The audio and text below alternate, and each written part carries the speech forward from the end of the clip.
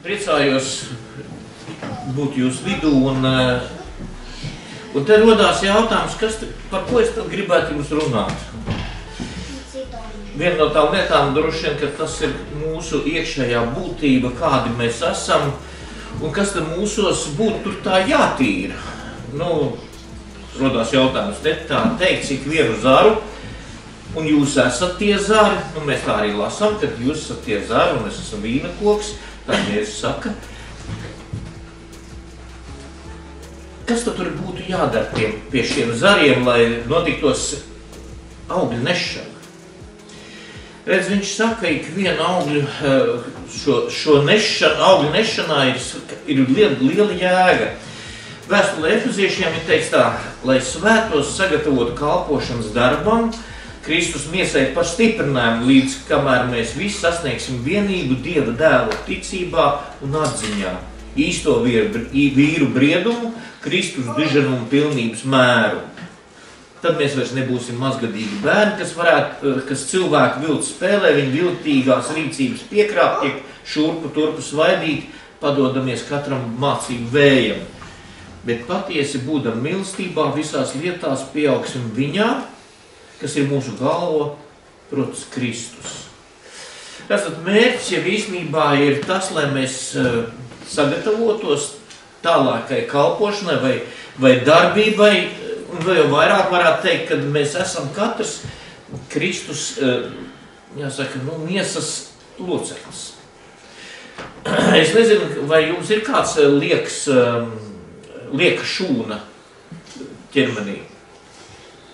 Katra sekunde ir to lieka. Man liekas, ka neviena lieka šūna nav tur. Visas ir ļoti vajadzīgas un viss ir saskaņots darbībā. Ja ir aknas, tad viņām ir savu funkciju. Ja ir nieres, tām ir savu funkciju. Ja ir plaušas, tas ir atkal savu funkciju. Un katram ir tā vajadzība, ka viens otru papildina, lai varētu normāli funkcionēt.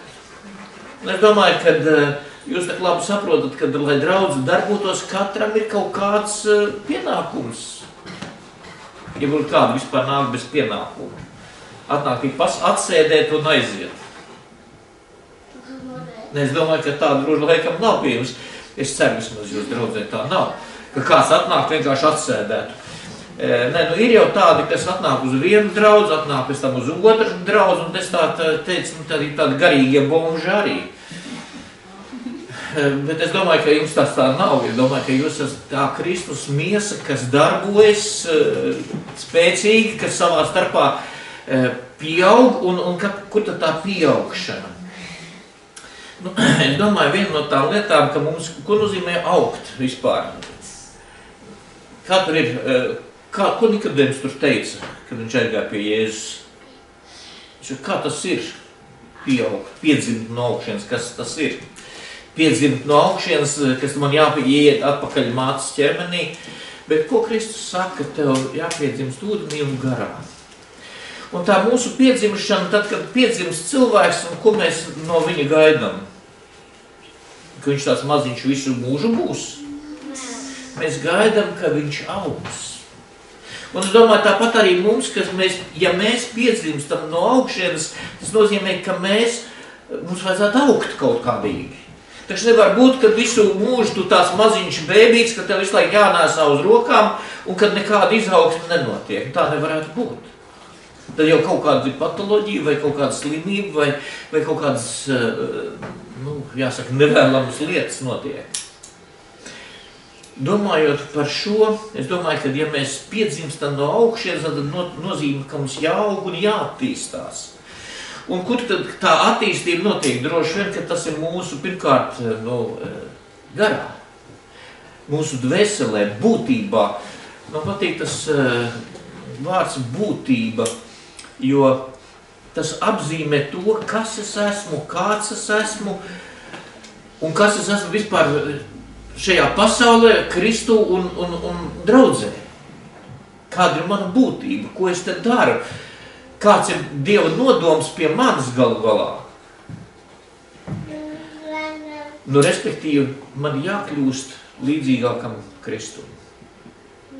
Mēs tā arī lasām, kad mēs spoguļojamies viņā, mēs atspīdam, mēs faktiski atstarojam viņa gaismu, Bet mums jākļūst aizvien līdzīgākiem viņam. Un ar ko tad tā līdzība būtu? Jāņa evaņģēlijā 15. nodaļā teikts ir tā ļoti labi. Palieciet manī, un es jūsos. Kā zars nevar nest augļus no sevis, un ja tas nepaliek pie vīnkoka, tāpat arī jūs, ja jūs nepaliekat manī. Es esmu vīnkoks, un jūs tie zari, kas manī paliek, es viņā, tas nes daudz augļu. Jo bez manis jūs nieka nespējat. Redzat, mums viena no tām būtiskākajām lietām, kad ja mēs dzīvojam šo garīgo dzīvi, tas nozīmē to, ka man jābūt ciešā saiknē ar pašu Kristu. Man jābūt ciešā saiknē ar šo vīna koku, un ja mēs runājam par to, ka jūs esat kā tie zari, tad Dievs gaida, ka mēs briedināsim tos augļus. Nu labi, varētu jautāt, kas gan tie augļi ir? Nu, tad es gribētu atgādināt Galatiešiem 5. nodaļu, jūs zinat ļoti labi, droši vien, kad esat daudz lasījuši un aizvien esat par to, es nezinu, pārsprieduši droši vien arī. Un te tā teica, gara auglis ir mīlestība, prieks, miers, pacietība, laipnība, labprātība, uzticamība, lēnprātība, atturība. Nu, jautājums ir par to, vai mēs pieaugam, piemēram, lēnprātībā. Kad kāds man pazvana, zināt, tagad ir tāda moda, kad visādi krāpnieki un arī visādi izplatītāji zvana tev un piedāvā kaut kādas, produktus, un tad viņi saka, tev vajag D vitamīnu, ja, vai vēl kaut ko. Un tas kādreiz mūs kaitina un gribētos nomest klausuli, bet jautājums ir par to, ka cik manī ir šī lēnprātība un pazemība, kad es varbūt atgādināt, ka man arī ir viņam ko piedāvāt. Man ir Kristus. Tad, kad es viņiem par to sāku stāstīt, tad viņiem kaut kā tie visi rēķini nojūka. Kad es viņiem piedāvāju, zināt, bet ir kaut kāds lielāks vērtības par D vitamīnu. Un domājot par šo jautājumu par to mīlestību un prieku, vai mēs esam priecīgāki nākt uz dievkalpojumu, vai mēs esam priecīgāki Dievu slavēt un priecīgāki Dievu vārdu lasīt. Es domāju par šo izaugsmi būt savienojumā ar vīna koku. Nu, viena no tām lietām, es varētu tā varbūt izdalīt, kad viena no tām lietām ir tāda, kad vai mēs esam tajā Dieva vārdā, ka mēs viņus lasam, studējam, pārlasam, domājam, un es domāju, vai tā ir mana ikdiena, ja tas ir tikai gadījuma reize, kad es, varbūt kaut ko telefonā izlasu, kādu braucot, kaut ko paklausos, un es kaut ko tādu epizodisku, bet jautājums vienalga pastāv to, kad mēs varētu, vai mēs iedziļinamies tajā, ko mēs izlasam. Dažkārt jau mēs saprotam, ka lasīt varam dažādi. Mēs varam lasīt nodaļu uzreiz, mēs varam kādu rindkoku lasīt, mēs varam kādu vienu pantu lasīt. Protams, jautājums par to, bet par to, ka vai es saprotu, par ko tad īstenībā, ko Dievs tev gribēja pateikt no šī vārda. Tas ir tāpat, kā, ka tu esi pieslēdzies pie šī vīnu koku un ka tu to sulu saņem. Ka tu saņem šo vārdu priekš sevis, ka tas dara tās lietas, ko varbūt mēs nespējam tā fiziski izdarīt, bet ka mūsu domas savienojas ar tām domām, ko Dievvārds saka. Zināt, cilvēkiem bieži ir sava taisnība, bet viņi nevienmēr sakrīt ar Dieva taisnību. Un visbiežāk tas, ko Dievs saka, nevienmēr mums patīk. Es nezinu, kā jums patiktos, kā tur bija. Ja tev sit pa vienu vaigi, tu pagriez otru vaigi. Es nezinu, kurš te no mums būtu tik varonīgs un tā darīt. Vai mēs būtu tik spējīgi Dievā, ka mēs būtu gatavi to vaigu griezt. Un ka mums tev liek panest kādu svaru vienu jūdzi, vai mēs būsim gatavi divas jūdzes doties. Jā, ir kāds gatavs. Bērni vienmēr ir gatavi. Es domāju, tā jau ir. Bērni vienmēr ir gatavi. Viņi gatavi darīt tās lietas, ko mēs pieaugušie, bet divreiz apdomāsimies. cik tas man maksās, kur es būšu, man vēl kādi darbi darāmi. Bērniem nav šīs problēmas. Nu jā, tad es domāju, viena no tām lietām, lai mēs atrastos viņā, tad es domāju, ka Dieva vārds ir tas, kas ir mums jāiebaud, jāuzsūc, jāpieņem sevī. Ja es šo vārdu nepārzinu, tad man jebkurā gadījumā tur teiks par tām mācību vējiem dažādi. Tad atnāks viena stāstīs un citi stāstīs vēl kaut ko, un tā līdz ar to mēs varam šaubīties un tikt izšaubīti pat no tās ticības. Jo dažādi cilvēki un pie tam uz tā paša Bībeles pamata dažādas mācības ir. Jā, un tāpēc es saprotu, ka viena no tām būtiskākajām lietām, lai mēs varētu nest augļus, tad mums pirmkārt jāzina, kas tad īstenībā ir pamatā. Kādi ir tie Dieva nodomi, kādi ir Dieva likumi, kāds ir Dieva plāns pie tevis, pie manis un pie tā cilvēka, kas tur varbūt ir nozēries. Mums jau tāds nelādzīgs niks, mēs jau sevi salīdzinām, es jau neesmu tāds, kā viņš tur, jā. Bet tev jālīdzinās, vai es esmu tāds, kā viņš tur, Kristus prot. Vai es esmu tāds. Un tā ir tā, varbūt tas etalons, pēc kura tam būtu jāpadās nevis pēc tā, kas ir ārā, bet pie tā, kas ir debesīs, pie Dieva labās rokas. Nu jā, otrs punkts, es domāju, kā mēs varētu nest labākus augļus, tad tas ir, es gribētu atgādināt par lūkšanu. Es domāju, jums ir labi, ka jums ir lūkšanas rīts šorīt, no rīta, jo 10 nācāt kopā un saucāt uz Dievu un kādas lietas nesāt Dievu priekšā. Un es domāju, ka lūkšana ir viena no tām centrālajām lietām, kas arī mūsu izaugsmē. Nu, tas ir, zināt, ar tām lūkšanām tā mēs nevienmēr ņemam, esam kā ņēmēji.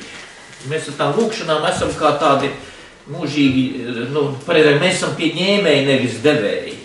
Tajās lūkšanās mēs mūžīgi Dievam sakam, dai, lai man dod. Un mēs sakam, Dievs dod to, un Dievs palīdz tur, un Dievs kārto šo. Bet mūsu lūkšanās vajag daudz pateicības un daudz pielūgsmes.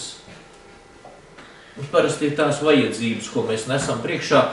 Un, ja domājam par lūkšanu, tad Dievvārds saka, lūdziet bez mitēšanās. Tad, te tev laulātie ir diezgan daudz. Iedomāties, ja es visu dienu ar sievu runātu. Bez mitēšanās. 24/7, man tiek sajūta prātā, vai sieva vai es ar pats. Bet droši vien mūsu attiecības ir savstarpēji, ja ģimeni mēs runājam, kad es par sievu domāju. Un tad, kad ir kādas lietas, un es pie viņas griežos un ar viņu tad par tām man svarīgajām lietām ar viņu runāju. Un viņi savukārt man runā pretī un runā par tām lietām, kas viņai ir svarīgas. Un tad tā lūkšana ir nevis vienkārši, kad es runāju, bet ka tas ir dialogs. Cik mēs daudz paklusējam Dievu priekšā? Jums daudz ir klusā laika priekš Dievu? Ne, no tiem pensionāriem droši vien, ka daudz laika. Tie, kas strādā, tiem droši vien nav laika nemaz, vismaz tam klusam laikam. Bet tā ir man pieredzes, ja domāju arī, kad jau strādā, tad jau daudz laika nav. Bet vai es atrodu to laiku, kad es varētu paklausīties Dievā? Viena lieta, kad es viņam saku savas lietas, savas problēmas, savas vajadzības. Man patīkās kāds stāsts bija, kur viens vīrs dodoties savus ikdienas darbus darot, viņš tur tos jērs gana, ja. Viņš tagad tuvojas mājai, un viņš ar Dievu runā, Dievs, tur svētī to, un svētī mans bērniņš, svētī tur to ganāpumu, svētī man roku darbu. Viņam tā saruna ar Dievu varbūt ir tāda, vienkārši kā jau mēs mēdzam ar Dievu runāties. Pēkšņi izskrien no mājas sieva, kaut kas tur noticis ir, un līdz uzļauj un skrien pretī, vīrs tad nāc glābt to situāciju. Šeit labi, Dievs piedod, man tagad jāiet parunāties ar sievu. vai mūsu attiecības būtu tādas, ka mūsu saruna ar Dievu būtu tāda ļoti personīga.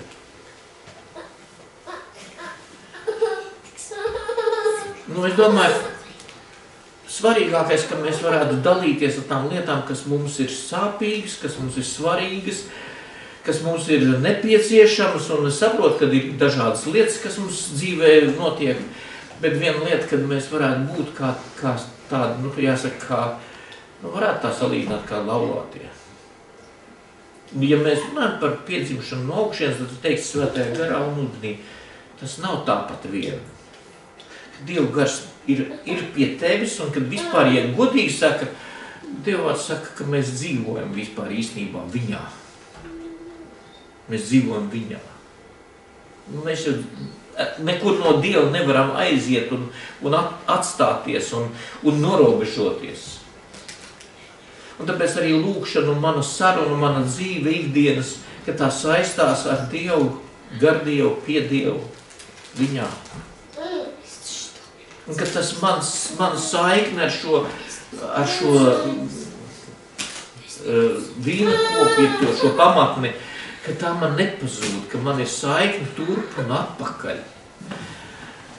Kā es varu tos gara augļus nest, kā man šī lēnprātība, pacietība var pieaugt, tad, ja es savā spēkā šīs lietas nevaru izdarīt. Tikai tad, kad Dieva spēks nāk, un tad, kad Dieva spēks ienāk manī, tad, kad man ir šī saikne ar Dievu, tad es to spēju. Tā kā es lasīju, palieciet manī un es jūsos, kā zars nevar nest augļus no sevis. Mēs paši no sevis nevaram. Kādreiz man arī bijis doma, ka es apņēmos, tagad es būšu pacietīgs un lēnprātīgs. Atnāku mājā un man ir štrumtīgs garstāvoklis un sieva prasa, kas tev ir? Nekas man nav. Nevienmēr mēs esam pacietīgi un lēnprātīgi, bet gadu gaitā man gribētos teikt, ka Dievs ir man pāraudzinājis, pārveidojis. Ja kāds man jautā, kā jums ģimenes dzīvē, tad es gribētu teikt, man tad ģimenes dzīves sākums bija, ka priekšmet arī kādreiz lidoja pa māju. Kad īstenībā manī pacietības es biju ļoti ātrsirdīgs un ļoti ātri aizdegos.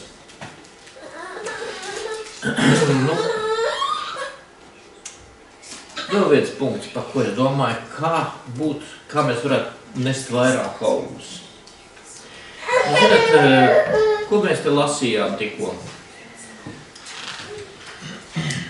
Un ikvienu, kas nes augļus, ja jūs nesat augļus, viņš iztīra. Laikam tīrīšanas process, es domāju, ka mums nevienam nepatīk.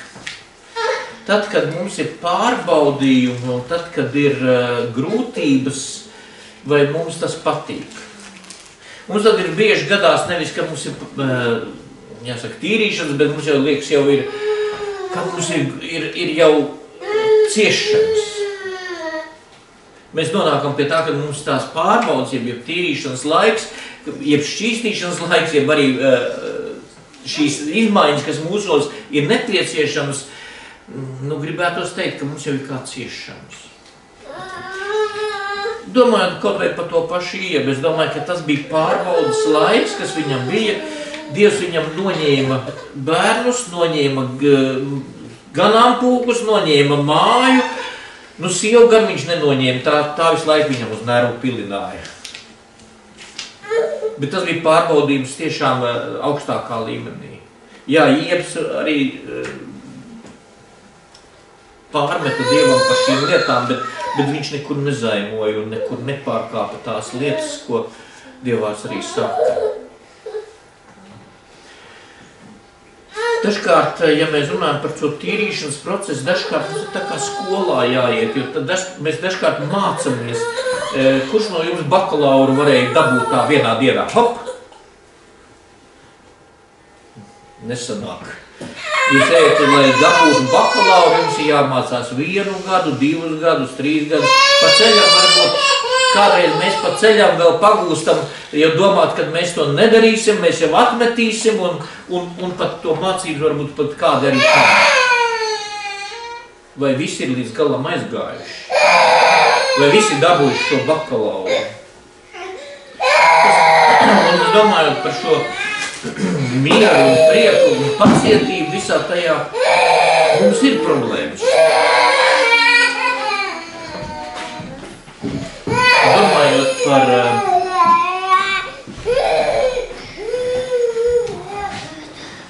šo svētīšanās vai attīrīšanās procesu, es domāju par to, kad lai augļi būtu nesami, es domāju tā ikdienas gaitās, es domāju, zināt, tā kā, ja mēs varētu tā salīdzināt par to vīna koku un zaru, zināt, mazi bērni šitādi te, es kā atceros, ka bija mazs bērns, man vajadzēja iet, kā tētis ar mammu pa ielu iet, pie rokas vajadzēja turēties.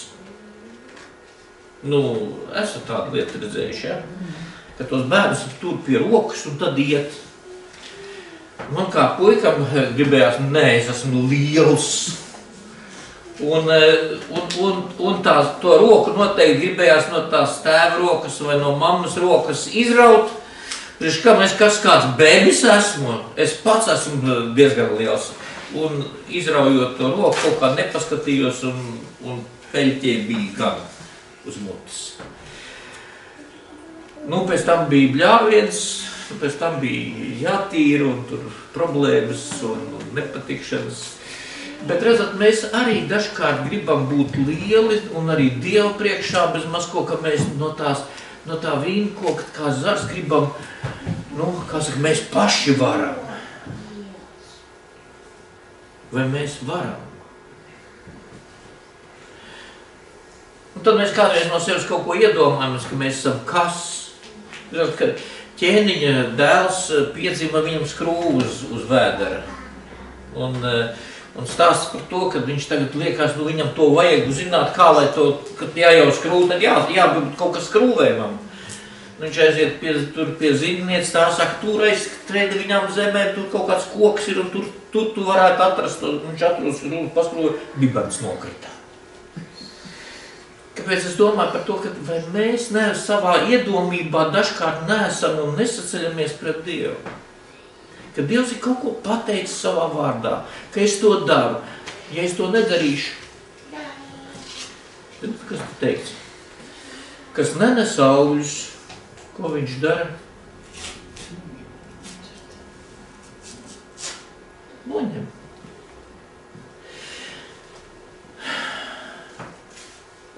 Ikviens zar, kas pie manis nenes augļus, viņš noņem, un ikvien, kas nes augļus, viņš iztīra, lai tas vairāk augļu nes. Ja mēs runājam par to, ka mums vajadzētu vairāk nest augļus, nevis būt iedomīgiem un augstprātīgiem, tad es arī vēlreiz gribētu atgādināt, ka mēs esam kā tie mazie bērni, kas dažkārt izraujam no rokas un kaut ko iedomājam. Zināt, man ir mājās maziņš sunīts. Tāds, šitī liels. Un tad, kad es apsēžos pie gala, tad viņš pienāk, viņš ir tā te. Un šitā te, kā mēs teikt tautu zicē, viņš nenolaiž no manas acu nevienu mirkli. Ko tagad es ēdīšu un kas viņam no tā tiks? Mēs tā iedomājamies, kaut mēs tā pret Dievu pienāktu, kad viņš ir, ka mēs uz viņu skatītos acu nenovērsuši. Ka mūsu tas skatiens un ka mūsu tā saikne ar Dievu būtu, es gribētu teikt vairāk nekā tam sunītim ar to sērnieku. Cik mēs vērojam, zināt, man liekas, ka Dieva vārdā bija teiks, ka mēs, kad kalponi nenolaiž rokas no savas sērnieces rokām, kā viņa dara, ko viņa dara, kad dara un cik dara. Ka mēs nenolaistu savas acis no Dieva nevienā vietā. Bija tāda dziesma, ja nemaldos, te vecākā paudze zinās, patur acīs Jēzu. Bija tāda dziesma. Tas un tas un tas un tas. Patur acīs Jēzu. Tur notiek tas un vēl kaut kas un vēl kaut kas. Patur acīs Jēzu. Uz ko mēs skatāmies, ko mēs meklējam? Kas ir tavs tas vīna koks, pie kura tu ķeries un pie kā tu turies? Es reizēm domāju, Jāņa evaņģēlijā teikts vēl trakāk. Jāņa evaņģēlijā 6. nodaļā teikts tā ir, kas manu miesu baudu un manas asins dzer, tas paliek manī un es viņā. Kurš no jums saprast to? Man šķiet, kad jūs visi saprotat, ko nozīmē vakarēdienas, vai ne? Jautājums, vai mēs esam naski, pieņemsim, arī šajā vakarēdienu daļā? Cik tomēr arī šis vakarēdienu lieta ir svarīga, kad es esmu viņā un viņš ir manī, un kad tās lietas notiek ne tikai garīgi sasaistīšanās, bet arī fiziski sasaistīšanās. Cik mēs piešķiram tam nozīmi, kad es esmu viņā un viņš ir manī.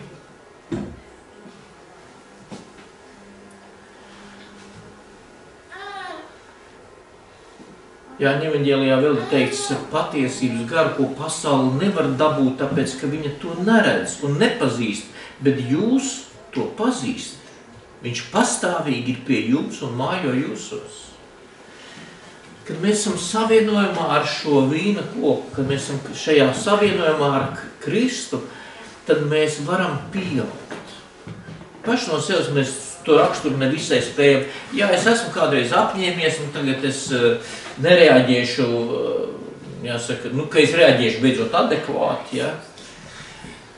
Kad manī būs pacietība, varbūt manī būs laipnība un labprātība, vai būs tajā, ja mēs lasām gara augli, ko nest, vai mēs esam spējīgi nest bez Kristus palīdzības.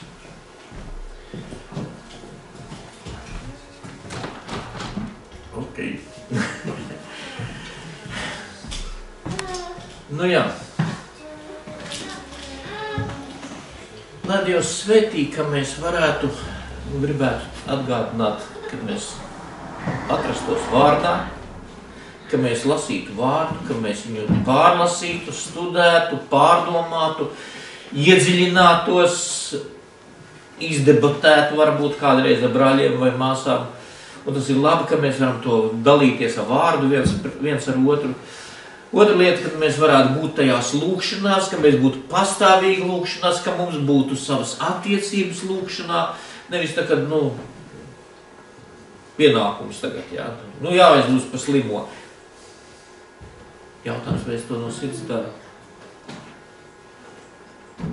Ja es to nedaru no sirds, varbūt tāda formāla lūkšana, vai tam ir nozīme.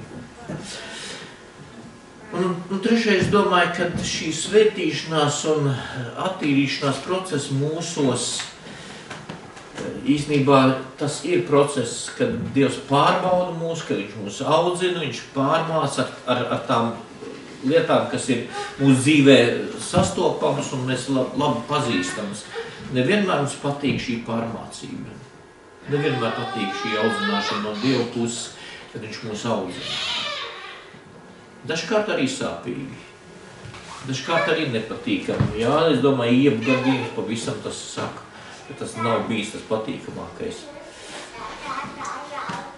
Lai Dievs palīdz, ka jūs tā kā mūs varētu turēt rokas. Atcerieties, kā tur bija to Amaleku. Kamēr viņš turēja rokas, tikmēr viss notiek. Tā kā viņš sāk pagurt, amalekieši sāk vinnēt. Un, zināt, sievām vēl tās nelādzīga lieta. Tā jau tas vīrs tur mēģina turēt tās rokas, un tas sievpīt, man arī vajag. Vai palīdz to roku pieturēt, vai parauj uz leju. Ka mēs viens otram būtu par stiprinājumu un iedrošinājumu. Ka mēs varētu tās rokas turēt, un kad tā svētība, lai plūst no Dieva. Ka jūs varat svētīgi kalpot katras vietas draudzē ar savu uzdevumu. Katram ir savu sūtība. Cik es saprotu, ka jūs esat vairāk nekā viena akna un miera un vēl kaut kas. Ir dzirde un vēl acis un deguns un vēl viss kaut kas ir. Es domāju, tajā Kristus miesā jūs esat draudzes locekļi un instruments. Un Dievs jūs var katru lietot. Tā kā viņam tas ir vajadzīgs. Nevis kā man vajag. Bet kā viņam vajag. Lai Dievs svētī jūs šīs lietās, ka jūs varat nest daudz augļu.